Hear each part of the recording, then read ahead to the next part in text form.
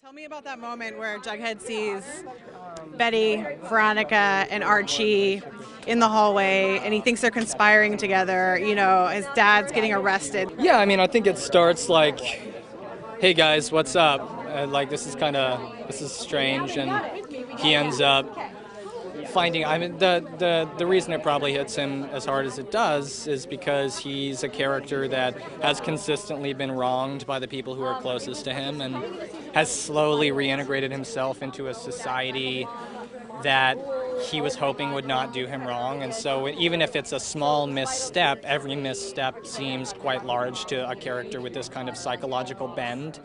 And I think it hurts him a little bit, with it ultimately showing its full manifestation not in episode 11 but truly in episode 12, which is a much harder episode for Jughead.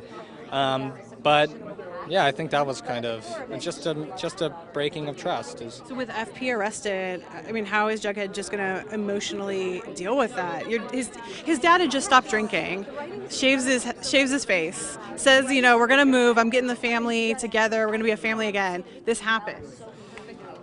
He's a high school kid. I mean, I think the sickening part is that he sort of expected it in some weird way. It was that there was this haunting creature in the back of his mind that was speaking to him and saying, hey, don't necessarily put your trust in this guy. And that is a kind of dialogue that you see in episode 12, where they have this moment together where he's going, I was played. And it's hard, and it's sad, but I think it's one of those things that unfortunately he's sort of kind of expected, and which is why he kept his distance the whole time. And it's sad to see him broken a little bit. But I wanted to know if 12 is, you know, obviously you came back to acting, and this is the role. Is 12 the kind of stuff you were hoping to get when you came back into episode 12? Yeah, I mean, it's not just episode 12. It's just interesting content in general. I mean, I think the stuff that I'm searching for is stuff that's is good writing backed up by strong psychological choices.